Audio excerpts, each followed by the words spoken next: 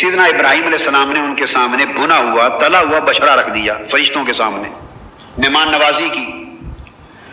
اور انہوں نے جب دیکھا کہ یہ سامنے بچڑا پڑا ہے بنا تلا ہوا اور یہ تو کھا ہی نہیں رہے، ہاتھ ہی نہیں بڑھا رہے اس کی طرف، جب یہ دیکھا تو اس سے وہ کھٹک گئے. انہیں محسوس ہو گیا کہ یہ تو فرشتے لگتے ہیں، یہ انسان نہیں بلکہ بشر نہیں بلکہ فرشتے ہیں. اور جب یہ خیال آ گیا کہ یہ تو فرشتے لگتے ہیں، ورنہ جو کچھ کھانے کے لیے رکھا ہے کچھ تھوڑا سا ہی ہماری دلجوئی کے لیے ہی چکھ لیتے نا. تو اللہ کے پیغمبر تھے، صاحب فراست اور صاحب بصیرت تھے، اتنے عمل سے بانپ گئے کہ فرشتے لگتے ہیں. جب یہ محسوس ہوا تو پھر وہ چونکہ پیغمبر تھے یہ بھی کھٹکا محسوس ہو گیا کہ یہ فرشتے جو آئے ہیں ایک نہیں کئی تھے، یہ بھی سمجھ گئے کہ عذاب کے لیے آئے. وہ بات کی تہ کو پہنچ گئے، اتنی بات سے بات کی تہ کو پہنچ گئے کہ عذاب کے لیے آئے ہیں. چنانچہ یہ جان کر کے عذاب کے لیے آئے ہیں تھوڑا سا خطرہ اور کھٹکا محسوس کیا، ہلکا سا خوف اور خدشہ محسوس کرنے لگے. جب انہوں نے دل میں معمولی سا خدشہ محسوس کیا تو وہ ملائکہ تھے، یہ ان کے عمل سے سب کچھ بانپ گئے، تو وہ فرشتے تھے وہ بھی بانپ گئے کہ ذرا کھٹکا محسوس کر رہے ہیں، تھوڑا سا خوف محسوس کر رہے ہیں. تو کہنے لگے قالوا لا تخف انا ارسلنا الی قوم لوط، اے سیدنا ابراہیم علیہ السلام آپ گھبرائیے نہیں، ہم آپ کی قوم کے لیے نہیں آئے، قوم لوط کے لیے آئے،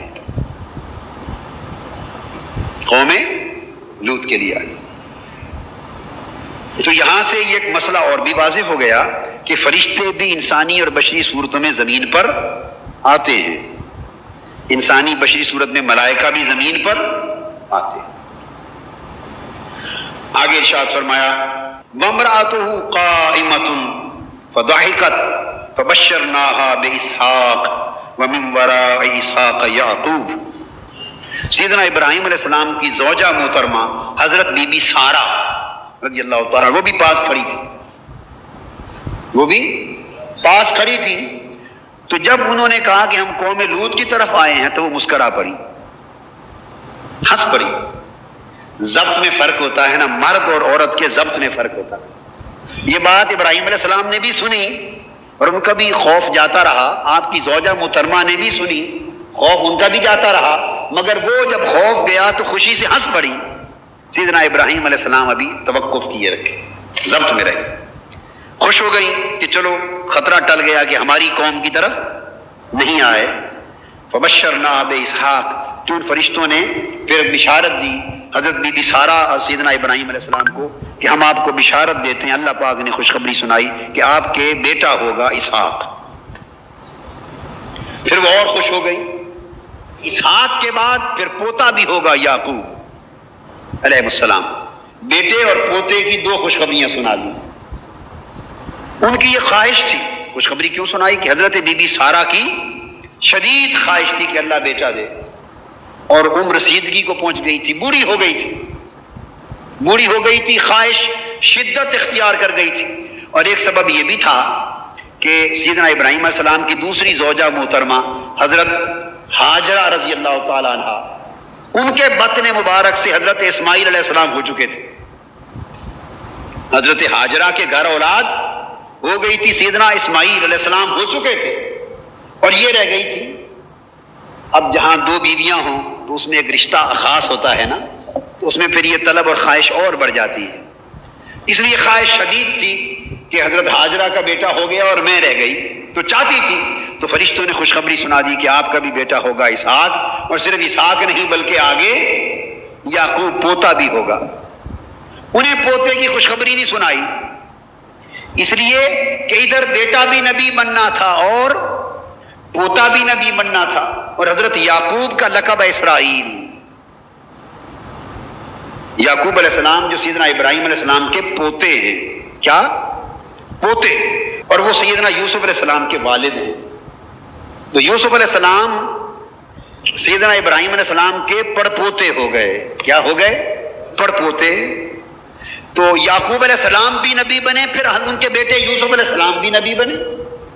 تو سلسلہ نبوت چلنا تھا. بنی اسرائیل حضرت یعقوب کی اولاد کو کہتے ہیں. تو بیٹے کی خوشخبری دی, پوتے کی, چونکہ نبوت چل رہی ہے بنی اسرائیل سے. اور اسماعیل علیہ السلام کے آگے خوشخبریاں ادھر نہیں دی تھی کہ چونکہ اسماعیل علیہ السلام کے بعد بنی اسماعیل میں صرف ایک ہی نبی اور نبی آخر الزمان آنا تھا. وہ پردے میں رکھ, ادھر نبوت نہیں چلائی. سیدنا ابراہیم علیہ السلام کی نبوت کے ترازو کے اللہ نے دو پلڑے بنائے, ایک اسماعیلی پلڑا, ایک اسرائیلی پلڑا.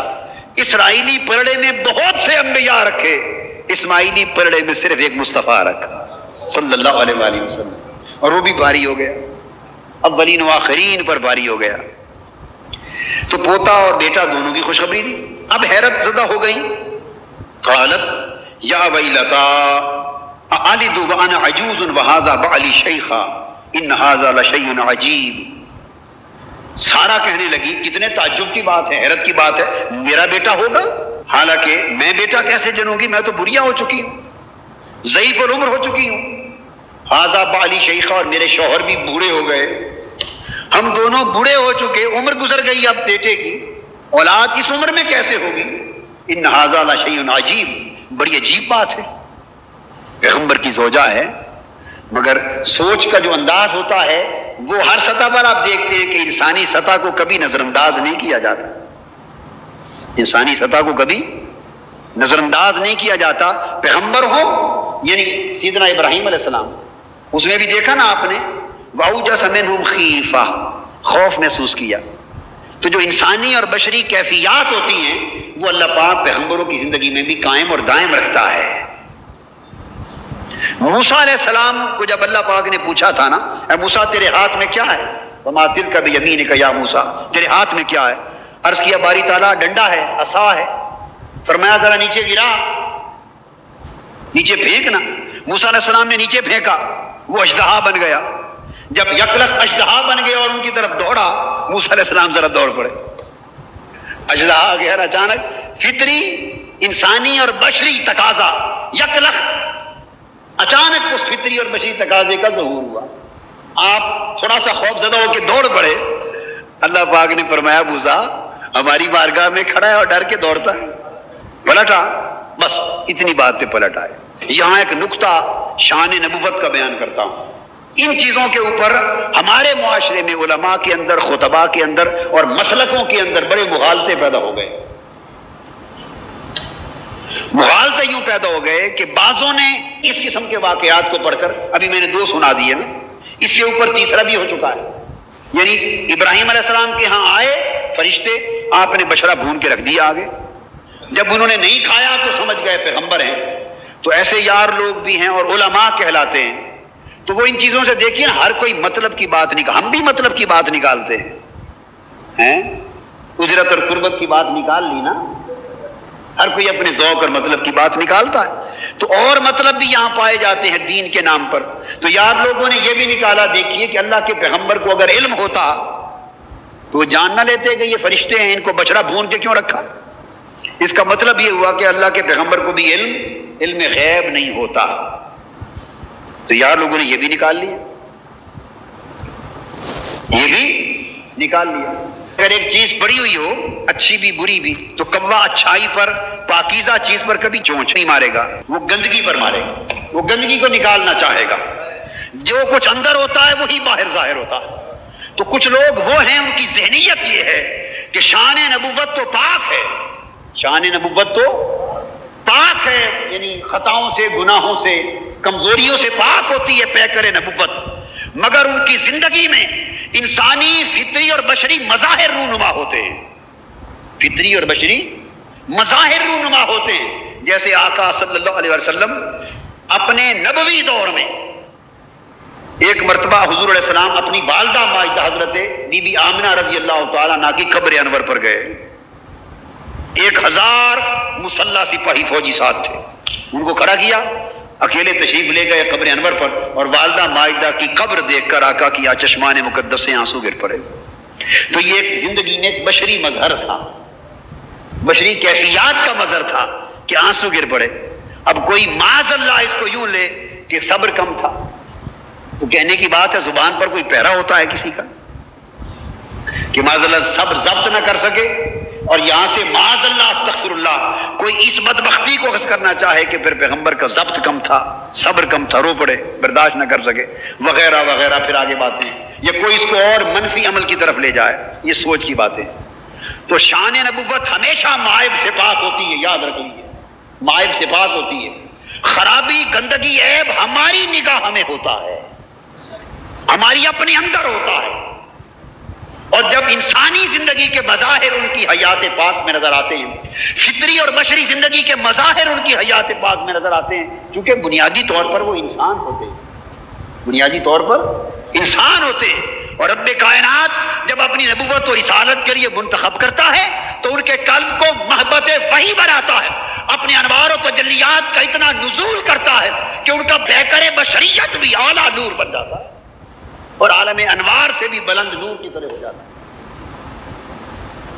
مگر انسانی بشری زندگی میں جب زندگی گزارتے ہیں تو وہ مظاہر ساتھ ساتھ چلتے ہیں، بھوک بھی لگتی ہے، کھانا بھی کھاتے ہیں، شادی بھی کرتے ہیں، اولاد بھی ہوتی ہے، زخم بھی ہوتا ہے، خون بھی بہتا ہے، مگر ذہن کی سوچ کی خرابی کا عالم یہ ہے کہ وہ اس طرح دیکھنے کے کہ ایک بھرپور انسانی زندگی گزارنے کے لیے اللہ نے انہیں بھیجا ہے، تاکہ کوئی یہ نہ کہے ما فوق الفطرت زندگی بسر کی، ما فوق البشر زندگی بسر کی، ہم ان کی تقلید کیسے کر سکیں، ہم پیروی کیسے کر سکیں، ہم اتباع کیسے کر سکیں، ہم ان کی زندگی کو نمونہ کیسے بنا سکیں، ان کی تو زندگی بھی بشری اور فطری تقاضوں سے ماورا تھی، تو ہم کیسے عمل کر سکیں، ہمارے تو بس میں نہیں۔ یہ اعتراض بنتا تھا، رب کائنات نے اس اعتراض کو رد کر دیا، فرمایا نہیں، تم دیکھو گے انسانی فطری اور بشری زندگی کے جتنے مظاہر ہوتے ہیں سارے مظاہر آپ کو میرے پیغمبر کی انسانی زندگی میں نظر آئیں گے۔ بے شک وہ عالم انوار سے بھی بلند ہے، ملائکہ سے بلند ہے، نوری مخلوق سے بلند ہے، حتیٰ کہ نور اس کے پیکر بشریت کا بھی مقابلہ کرنے کے لائق نہیں، اتنا نوری پیکر ہے، مگر چونکہ انسانوں میں سے بنایا ہے، عالم بشریت سے بنایا ہے، ان کو بھرپور انسانی بشری زندگی گزارنے کے لیے بنایا، اور ایک ایک مظہر انسانی بشری زندگی کا ان کی زندگی سے ظاہر ہوتا ہے، تاکہ پتہ چلے کہ بالکل انسانی بشری مظاہر حیات سے معمور زندگی مگر ہوتی پاکیزہ ہے، سو وہ کیفیات بھی ظاہر ہوتی ہیں۔ تو ایک سوچ کا انداز یہ ہے، اور یاد رکھ لیں یہ منافی شان نبوت نہیں ہے، شان نبوت کے منافی۔ تو ایک ذہن یہ ہے کہ جب کوئی ایسی بات کر دے وہ اس کو تباً شان نبوت کے منافی کرتے ہوئے اس پر صفائی دینا شروع کر دیتے ہیں، اور اس طرح کی صفائی دیتے ہیں ہمارے اپنے اہل سنت علماء کہ وہ گویا اس کی نفی کرنا چاہتے ہیں، اس طرح صفائی دیتے اور اس طرح دفاع کرتے ہیں کہ جیسے لگ رہا ہے کہ انتفاع کر رہے ہیں، نفی کر رہے ہیں، کوئی اور توجیہات بیان کرتے ہیں۔ تو میں بتانا یہ چاہتا ہوں اہل علم کے لیے کہ کسی قسم کی متکلمانہ توجیہات وضع کرنے کی ضرورت نہیں ہے، فلسفیانہ اور منطقیانہ توجیہات کی ضرورت نہیں ہے، کسی قسم کی بالواسطہ توجیہات وضع کر کے ضرورت نہیں، یہ فطری مظاہر کا ظہور شان نبوت کے منافی ہی نہیں ہے۔ یہی تو عظمت ہے کہ مظاہر فطرت، مظاہر انسانی اور مظاہر بشری سارے ظہور پذیر ہیں، اور ان مظاہر کے ماحول میں رہ کر کتنے بلند زندگی دے گئے، اتنی بلند زندگی دے گئے۔ یہی تو نبوت کی عظمت ہوتی ہے۔ تو کچھ اس کا انتفاع کر کے نفی کرنا شروع کر دیتے ہیں ہمارے علماء اہل سنت، کرتے تو نیک نیتی سے ہیں کہ شان نبوت کا دفاع کیا جائے، نیت نیک ہوتی ہے، نیت نیک ہوتی ہے، مگر غیر ضروری بوجھ اپنے اوپر لے لیتے ہیں، اس سے نبوی اور رسالت کی زندگی اور نبوت کی زندگی کے بارے میں تصور غیر حقیقت پسندانہ بن جاتا ہے، اور دوسرے لوگ وہ معاذ اللہ اس طرح کا انداز اپناتے ہیں جیسے استغفر اللہ کسی سے عیب بینی کی جا رہی ہے، نقص نکالے جا رہے ہیں۔ تو میں نے مثال دی کہ کوا اپنے اندر چونکہ گند کا طالب ہے وہ بری چیز پر بیٹھتا ہے۔ انبیاء اور مقدس رسولوں کی زندگیاں پاک ہوتی ہیں، پاکیزہ ہوتی ہیں، لطیف ہوتی ہیں، نظیف ہوتی ہیں، نورانی ہوتی ہیں، مگر چونکہ بشری زندگی کے مظاہر ظاہر ہوتے رہتے ہیں تو وہ اپنے اوپر قیاس کر کے ان میں سے کمزوری کے پہلو اخذ کرنا چاہتے ہیں، وہ کمزوری کے پہلو ہوتے نہیں ہیں۔ اس طرح کی باتیں، علم نہیں تھا تو دوسری رخ میں چلے گئے۔ بات بڑی سادہ ہے، علم ہو یا نہ ہو، وہ تو ایک انسانی سطح پر ایکٹ کر رہے ہیں، عمل کر رہے ہیں، بیہیو کر رہے ہیں، کنڈکٹ کر رہے ہیں۔ نبی اور پیغمبر ہر وقت کشف اور مراقبہ نہیں کرتا کہ ہر وقت کشف کے ساتھ دیکھتا رہے، نہیں، چونکہ اس نے انسانوں کے لیے قابل عمل زندگی دینی ہے تو وہ انسانوں کی طرح بیہیو کرتا ہے، انسانوں کی طرح اپنی زندگی کا نمونہ دکھاتا ہے۔ تو آئے مہمان، ان کو مہمان ہی پایا، پیش کر دیا، دیکھا ہاتھ نہیں اٹھا رہے، اسی وقت جان گئے کہ ملائکہ ہیں۔ فراست کا بھی ظہور ہو گیا، فراست کا بھی ظہور ہو گیا۔ اب اگر شروع سے ہی پیش ہی نہ کرتے، پیش ہی، تو کون سا کمال ہوتا؟ کوئی کہہ دیتا کہ اللہ نے آگاہ کر دیا، نبی ہے، اللہ نے وحی کے ذریعے آگاہ فرما دیا کہ فرشتے آ رہے ہیں، اس لیے کھانے کے لیے پیش ہی نہیں کیا۔ اب اس کا ذاتی کمال کیا ہو گیا؟ ذاتی کمال تو اس میں کہ انہیں تواضع کی، میزبانی کی، کھانے کے لیے رکھا، ان کے ہاتھ نہیں بڑھے۔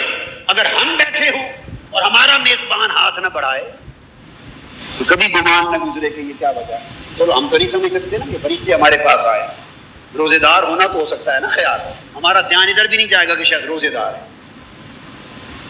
ہم اصرار کریں گے، مگر پیغمبرانہ فراست یہ ہے، ہاتھ نہیں بڑھائے، ساری بات پا گئے کہ فرشتے ہیں اور عذاب کے لیے آئے۔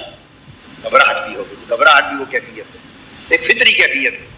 تو جو ہی ایک کلمہ آیا، اللہ پاک نے فرمایا موسیٰ دوڑو نہیں۔ بس نبی اور غیر نبی میں فرق یہ ہے کہ اللہ پاک کا سارا قرآن پڑھا ہوا ہے ہم سے کہ اللہ کے سوا کسی اور سے ڈرو نہیں۔ ہم مانتے ہیں بات، بولی مانتے ہیں، پھر ہم اللہ کے حکم کو نہیں مانتے، ہر وقت سنتے ہیں نہیں مانتے۔ اور پیغمبر کی شان یہ ہے کہ فطری اور بشری مظہر تھا، ایک پہلو کے یکلخت اژدہا دیکھا تو فطری رد عمل جو ہونا تھا اس کا ظہور ہوا، فطری رد عمل کا ظہور ہوا، اور اللہ پاک نے متوجہ کیا، توجہ ادھر دلا دی، توجہ ادھر دلا دی کہ موسیٰ میری بارگاہ میں کھڑے ہو اور تمہارا اپنا عصا ہے جو اژدہا بنا ہے، اس کی کیا مجال کہ آپ کو نقصان پہنچائے۔ بس ایک لمحہ ایک جملے سے توجہ مبذول کرائی، پیغمبر تھے، ساری بات کو پا گئے، سارے راز کو پا گئے۔ اور ایسا کرایا کیوں؟ ایسا کرایا کیوں؟ اس میں ہی تو عظمت دکھانی ہے امت کو، انسانیت کو، کہ اگر یہی معجزاتاً عصا فرعون کے سامنے، جادوگروں کے سامنے میدان میں حکم ہوتا کہ موسیٰ ذرا عصا پھینک دو، اور پہلی بار وہی گرایا جاتا، اب دیکھیے اس کی شفقتیں نبیوں پر کیا ہوئی، اس کی کرم نوازیاں کیا ہیں، اس کے لاڈ کیا ہیں اپنے پیارے پیغمبروں کے ساتھ۔ اگر اس میدان مقابلہ میں عصا گرایا جاتا اور پہلی بار وہ اژدہا بنتا تو یہ فطری اور بشری تقاضے کے تحت جو رد عمل ہوا تھا، امکان تھا کہ کوئی تھوڑا سا رد عمل وہاں بھی ظاہر نہ ہو جائے، اور ہلکا سا بھی ظاہر ہوتا تو دیکھنے والے ہر پیری کرتے شان نبوت پر۔ اللہ پاک نے فرمایا میرے موسیٰ نہیں، کوئی انگلی نہ اٹھا سکے تیرے اوپر۔ فرعون کے مقابلے میں عصا پھینک پر اژدہا بعد میں بنانا، پہلے اژدہا میرے سامنے بنا، عصا پھینک اژدہا بن گیا۔ جو ہلکا سا اثر ہونا ہے بشری تقاضے کے تحت وہ میرے سامنے ہو جائے، کیونکہ غیر جب دیکھیں گے تو وہ تانے سے بات کریں گے، میں دیکھوں گا تو پیار سے بات کریں گے۔ میں نے تو تانا نہیں دینا نا کہ بس ڈر گیا، تو میں نے تو تانا نہیں دینا نا موسیٰ بس ڈر گیا، یہی طاقت تھی، ڈر گیا، میں نے تو یوں نہیں کہنا۔ غیر دیکھے گا یہی بات تو تانے کی زبان میں بات کرے گا، میں دیکھوں گا تو پیار کے ساتھ تربیت کی طرف آئے گا۔ موسیٰ نہیں، ڈر نہیں، تاکہ وہ جو فطری تقاضے کے طور پہ ایک ڈر اندر ہونا تھا اس ڈر کو نکال دیا، پیکر نبوت سے اس ڈر کو، تو چونکہ انسان ہوتے ہیں لہذا ڈر رکھا جاتا ہے، یاد رکھ لیں، انسان ہوتے ہیں لہذا ڈر رکھا جاتا ہے، اور جب انہیں نبوت اور رسالت کا منصب عالی عطا کر کے مخلوق کی طرف بھیجا جاتا ہے تو اس شان کے اجاگر ہونے کا تقاضا یہ ہے کہ ڈر نہ ہو، ڈر انسان ہونے کا تقاضا یہ ہے کہ ڈر اندر ہو، اس کو رکھا جاتا ہے، اور جب ظہور کا وقت آتا ہے شان کا تو تقاضا یہ ہے کہ ڈر دکھائی نہ دے، تو پھر باری تعالیٰ ایک موقع لا کر ایک ہی بار اس ڈر کو نکال دے، اپنی بارگاہ میں عمل کرا کے ڈر کو نکال دیا کہ اب ایک نہیں 13 عصا اژدہا بنے یا جادوگروں کی لاکھوں رسیاں سانپ بنے، اب ڈر چھوڑا ہی نہیں ہم نے اندر۔ اب ہمارے محبوب نبی پر انگلی کون اٹھائے؟